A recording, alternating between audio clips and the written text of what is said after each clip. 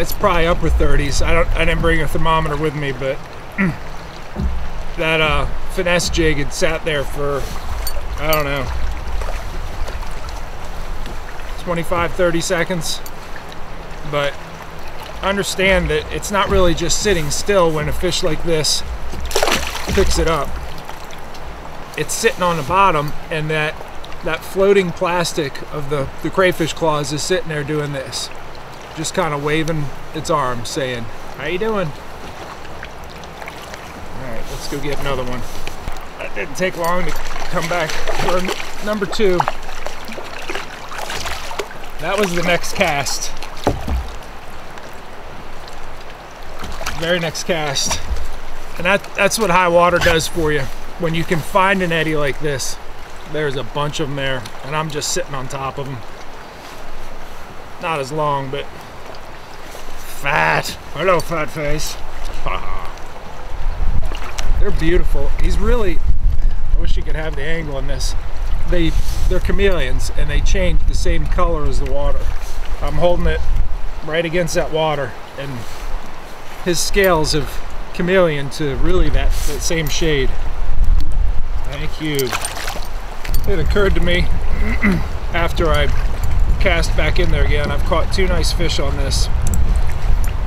I don't think I broke 20 yet, but if I throw in there and the 20 picks it up, yeah, it's a little bit of braided.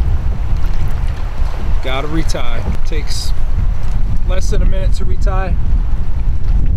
With the memory of a lost big fish because you didn't retie, that lasts a little bit longer. The tactic that helps with jig and pig, if it doesn't have a rattle, is to just kind of shake it. I do the same thing with the jerk bait sometimes. You just shiver it. But what that does with that lead head of the jig and pig is it taps against that rock, makes a sound, draws them in. Just, you know, the clicking of a crayfish moving around, banging on stuff, the shell knocking into things, or I don't know.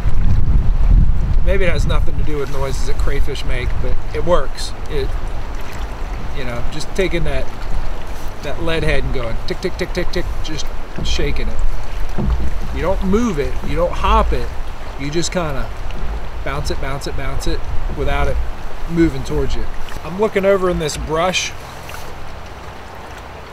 I bet you I could count 3 or 4 dozen minnows just kind of grouped around right in here. These bass aren't the only thing that has hopped up into this eddy. One of few eddies out here on the river today. Everything's up in here. I've actually had what I wouldn't call a hit, but I think sometimes you drag your line over the back of a fish and it spooks it and it takes off, like a carp or maybe a bass or catfish or something. There's a lot of stuff in here. This within a cast is just teeming with life.